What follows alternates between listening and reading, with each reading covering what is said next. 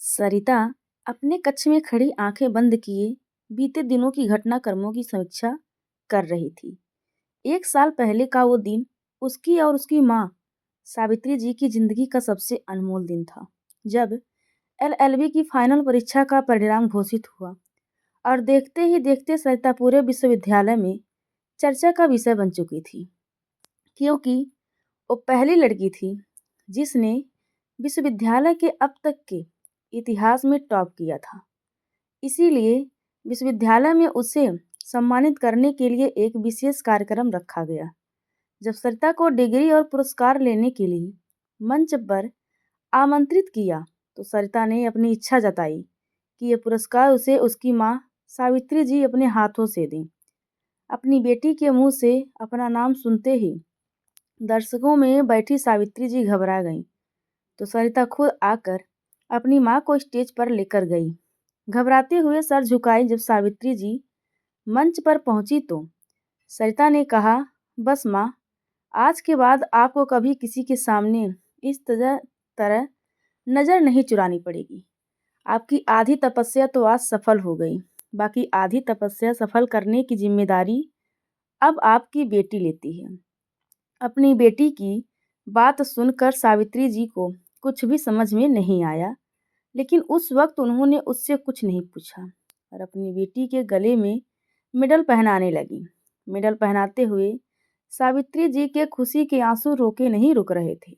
आखिरकार ये उनकी अब तक के जीवन का पहला अवसर था जब वो किसी दुख में विवश होकर नहीं बल्कि खुशी की अधिकता से रो रही थी। सरिता ने अब हॉस्टल छोड़कर एक छोटा सा घर किराए पर ले लिया था और अपनी माँ को लेकर वो अपने किराए के घर में चली गई। वहां पहुंचते ही सावित्री जी ने सबसे पहले भगवान को भोग लगाया और फिर सरिता की पसंद का खाना बनाने में लग गई। जब दोनों माँ बेटी खाना खाने बैठी तो अचानक सावित्री जी को मंच पर कही हुई बात याद आई, तो उन्होंने सरिता से कहा, बेटी, आज तुमने मंच पर जो बात कही थी उसका क्या मतलब था? तो सरिता ने कहा, माँ, सही समय आने पर मैं आपको सब कुछ बता दूंगी। पहले तो मुझे कल सुबह का इंतजार है। संदीप सर ने मुझे अपने दफ्तर बुलाया है। वो इस शहर के सबसे काबिल वकीलों में से एक हैं। अगर मुझे उनके अंडर रहकर प्रैक्टिस करने का अवसर मिल गया तो समझो आपकी बेटी की राह थोड़ी आसान हो जाएगी। अपनी बेटी की बात सुनकर सावित्री जी खुश होते हुए बोली, मुझे तेरी मेहनत पर पूरा भरोसा है लाडो। बस तू कल खुश खबरें लेकर आना, फिर मैं भी खुशी खुशी गांव वापस चली जाऊंगी। नहीं माँ, अब तुम कहीं नहीं जाओगी, यही शहर में मेरे साथ मेरे पास रहोगी। सरिता ने कहा तो सावित्री जी ने चुपचाप हाँ में हाँ सर हिला दिया। वैसे भी सरिता के अलावा इस दुनिया में उनका था ही कौन। अगले दिन जब सरिता मुस्कुराते हुए मिठाई के डिब्बे के साथ घर पहुंची तो सावित्री जी समझ गईं कि उनकी बेटी की इच्छा पूरी हो गई है और संदीप सर ने उसे अपना सहायक बना लिया है। अपनी बेटी को कामयाबी की सीढ़ियां चढ़ते देखकर सावित्री जी के अब तक के जीवन में सारे दुख मानो मिटते जा रहे थे। लेकिन इन दुखों की गहरी छाया जो उनकी बेटी सरिता के मन में बसी हुई थी, उसका हल्का होना अभी संभव नहीं था।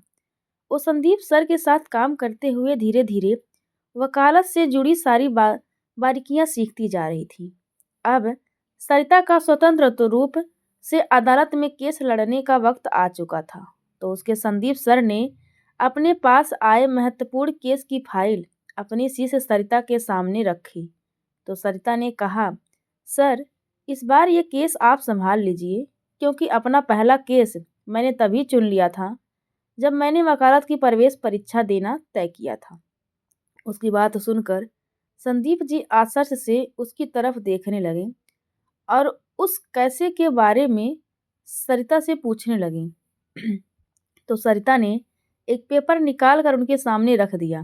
उस पेपर पे जिसका नाम लिखा था उसे पढ़कर संदीप जी ने चौंकते हुए कहा, लेकिन सरिता, ये नाम तो श्रीमान विजय राज तो तुम्हारे पिताजी का नाम है। तुम उनके खिलाफ केस करने जा रही हो? तो सरिता बोली, जी सर, मेरा पहला केस उसी शख्स के खिलाफ है जो बदकिस्मती से मेरे सारे सर्टिफिकेट पर मेरे पिता कहलाता है।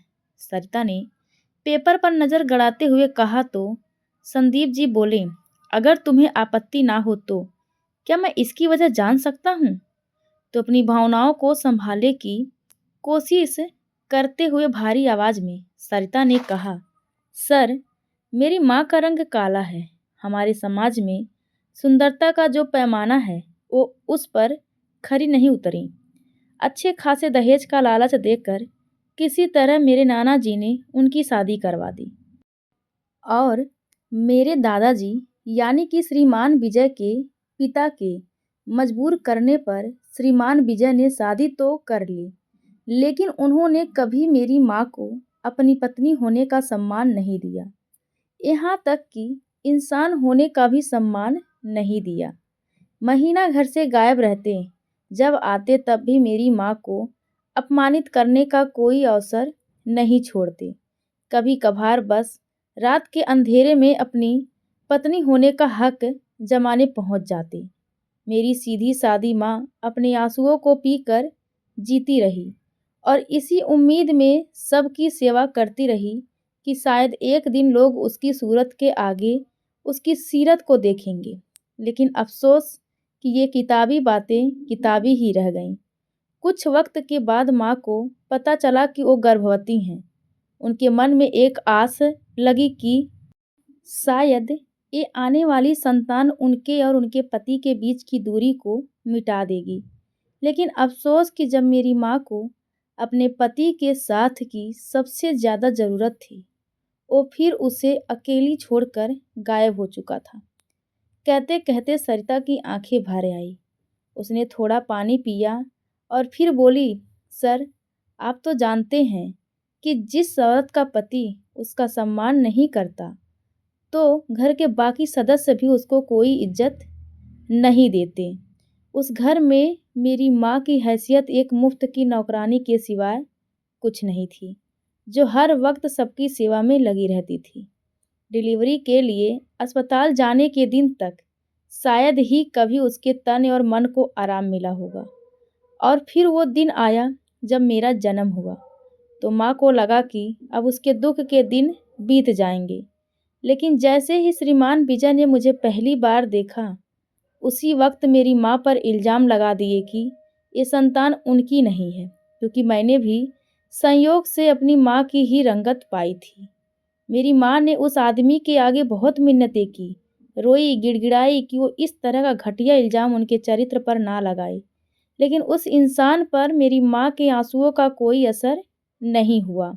उसने अपने पिताजी यानी कि मेरे दादाजी से स्पष्ट शब्दों में कहा कि अगर उन्होंने मुझे और मेरी माँ को घर से नहीं निकाला तो वो हमेशा के लिए घर से चला जाएगा।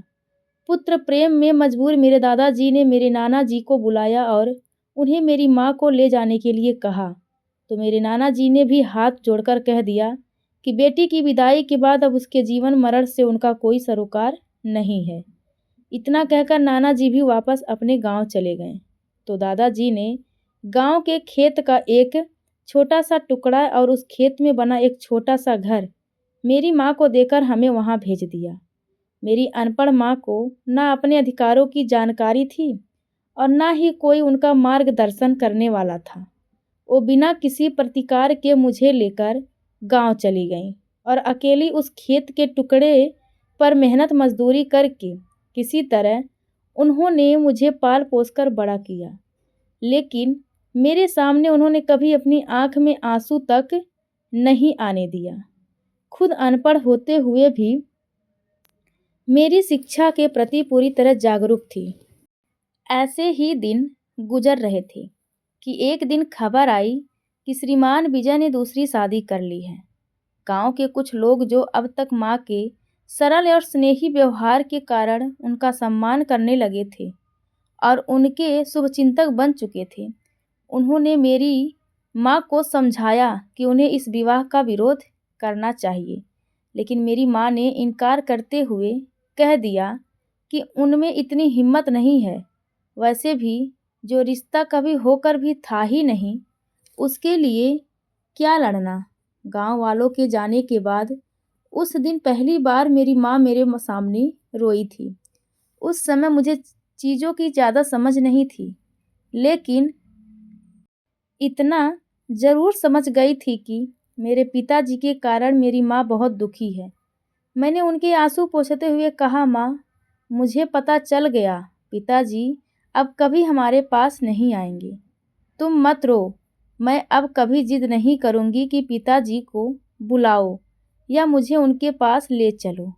आज के बाद मैं तुम्हें कभी परेशान नहीं करूंगी। मेरी बातें सुनकर मेरी माँ ने मुझे अपने गले से लगा लिया और ज़ोर ज़ोर से रोने लगी। रोते रोते हम दोनों माँ बेटी कब सो गए पता ही नहीं चला। अगली सुबह विद्यालय जाते समय मेरे बाल मन ने ये तय कर लिया था कि मैं पढ़ लिख कर इतनी काबिल बनूंगी कि अपनी माँ को रुलाने वाले को रुला कर सकूं। मुझे ये समझ आ गया था कि मेरी माँ की सबसे बड़ी कमी उनकी अशिक्षा थी। जैसे जैसे मैं ऊंची कक्षा में पहुंचती गई, मुझे कानून की व्यक्ति के अधिकारों की समझ होने लगी और मैंने अपना रास्ता चुन लिया। कानून का रास्ता, जिस पर चलकर मुझे अपनी माँ का खोया हुआ सम्मान लौटाना था। बिना किसी गलती के समाज में उनकी झुकी हुई नज़रों को उठाना था और इसमें मेरी माँ ने भी मेरा पूरा साथ दिया। और आज वकालत पास करके मैं आपके इस दफ्तर में खड़ी हूँ। अब मेरी बारी है सर कि मैं अपनी माँ का साथ दूँ, जिसे ससुराल वालों ने भी और मायके वालों ने भी सबने अकेला छोड़ दिया। सरिता की बातें सुनकर पास बैठे उसके वकील संदीप जी की भी आंखें भर आई। उन्होंने अपने आंसू पोंछते हुए कहा, आगे बढ़ो सरिता, कोर्ट का नोटिस उस शख्स को भिजवा दो। मैं पूरी तरह तुम्हारे साथ हूँ। उनकी बात सुनकर सरिता थोड़ी आश्वस्त हो गई और उसने अपने पिता श्रीमान विजय के पते पर कोर्ट का नोटिस भिजवा दिया, जिसमें उस पर यह इल्ज़ाम लगाया गया था कि उसने बिना पहली पत्नी को तलाक दिए गैर कानूनी रूप से दूसरी शादी की और अपनी पहली पत्नी के चरित्र पर गलत इल्ज़ाम लगाकर उसकी संतान को स्वीकार नहीं किया, जिसके कारण उसे और उसकी संतान को समाज में कदम कदम पर अपमानित होना पड़ा। नोटिस भिजवाने के बाद सरिता घर के लिए निकल गई। घर पहुंचकर उसने अपनी माँ सावित्री जी के आगे नोटिस की एक कॉपी रखते हुए कहा, माँ, ये है तुम्हारे सवाल का जवाब। तो सावित्री जी ने हैरानी से कागज देखते हुए कहा, ये क्या है लाडो, क्या लिखा है इसमें? तो सरिता ने उन्हें इस नोटिस में लिखी बातें बताई, जिसे सुनकर सावित्री जी कुछ देर तक खामोशी से बस उसका चेहरा देखती रह गईं। क्या हुआ माँ, कुछ तो बोलो, सरिता ने कहा। तो अपने आंसुओं को रोकने की कोशिश करते हुए सावित्री जी बोली, इसकी क्या ज़रूरत थी लाडो, जब उस वक्त किसी ने हमारी बात नहीं सुनी तो अब कौन सुनेगा? तो सरिता ने कहा, ये बहरा समाज किसी की मुख वेदना नहीं सुनता माँ, इसे सुनाने के लिए कभी कभी चीखना पड़ता है और ये नोटिस वही चीख है। अब तुम्हारी बेटी तुम्हारे लिए लड़ेगी, क्योंकि जो स्वयं अपने लिए नहीं लड़ते, कोई उनके लिए नहीं लड़ता, कोई उनके हक में नहीं बोलता। अपनी बेटी की बातें सुनकर सावित्री जी, जो अब तक अपने आंसू रोक रखे थे, वो बाहर छलक आए। तो सरिता ने अपनी माँ के आंसू पोंछते हुए कहा, बस करो माँ, पूरी जिंदगी बहुत रोई हूँ। अब ये आंसू तुम नहीं, वो लोग बहाएंगे जिन्होंने तुम्हारे साथ गलत किया है। कहकर सरिता अपनी माँ के लिए खाना लेने रसोई घर में चली गई। उधर जब कोर्ट का नोटिस श्रीमान विजय के घर पहुंचा तो उसे देखकर सबके होश उड़ गए कि अचानक इतने सालों के बाद उस कायर सावित्री में इतनी हिम्मत कैसे आ गई, जो वो अपने वकील से ये नोटिस भिजवा रही है। वो सीधा अंदर गया और अपनी परेशानी अपनी दूसरी पत्नी मंजू को बताई। तो मंजू भी घबरा गई और बोली, अब क्या होगा जी, कहीं वो काली कलूटी हमारी जिंदगी में फिर से तो नहीं आ जाएगी? तो विजय बोला, तुम फिर मत करो, मैं देख लूँगा इसे कोर्ट में। इनसे निपटने के लिए मुझे किसी वकील की भी ज़रूरत नहीं है। नियत तिथि पर सालों बाद जब दोनों पक्षों का अदालत परिसर में आमना सामना हुआ तो सावित्री जी के साथ सरिता को देखते ही विजय समझ गया कि सावित्री जी की वकील कौन है। उसने सावित्री जी के पास जाकर कहा, अपनी दो कौड़ी की नाजायज बेटी के साथ मिलकर मुझसे लड़ने चली हो, भूल गई क्या? क्या हालत की थी मैंने तुम्हारी?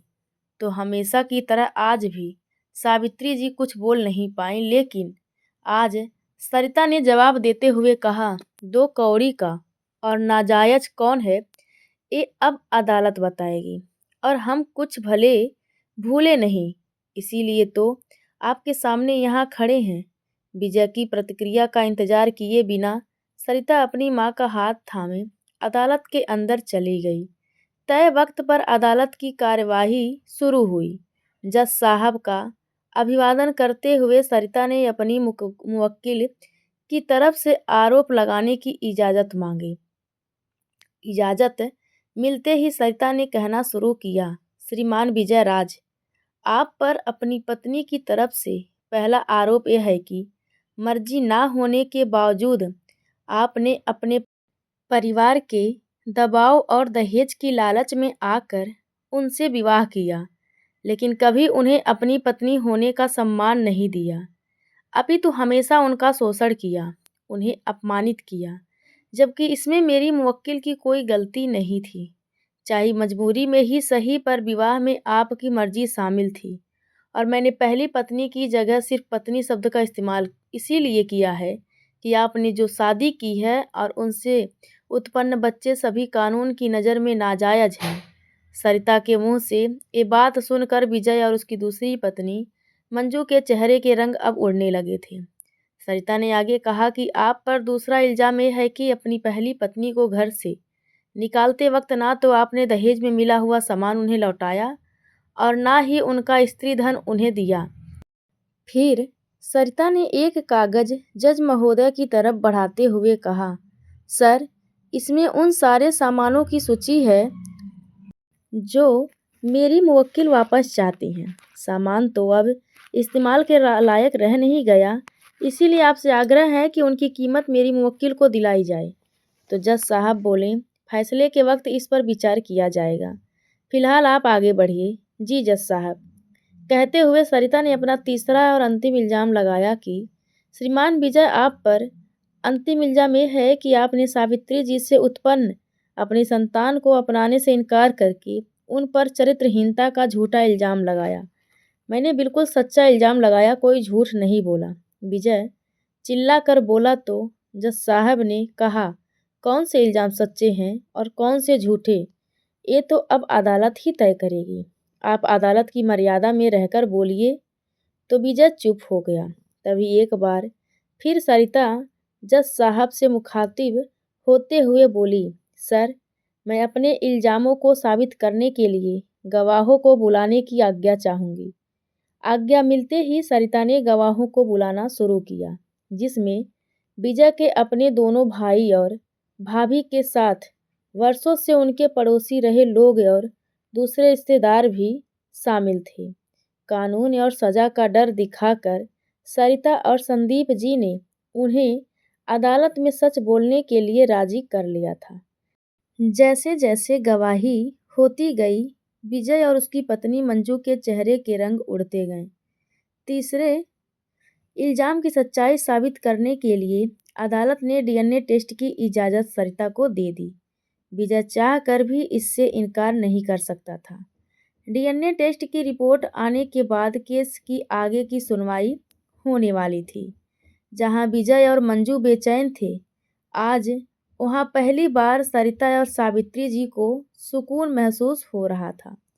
एक सप्ताह के बाद डीएनए की रिपोर्ट के साथ एक बार सरिता फिर अदालत में विजय के सामने खड़ी थी। रिपोर्ट पढ़ने के बाद जज साहब ने कहा, श्रीमान विजय, आप पर लगाए हुए सभी आरोप सही साबित हो चुके हैं। क्या अब भी आपको अपनी सफाई में कुछ कहना है? तो विजय ने सर झुकाए हुए कुछ भी कहने से इनकार कर दिया। अब वो कहता भी तो क्या, उसके सारे झूठ की पोल तो सरिता ने खोल कर रख दी थी। तभी पहली बार अदालत में सावित्री जी की आवाज़ आई, साहब मैं कुछ कहना चाहती हूँ।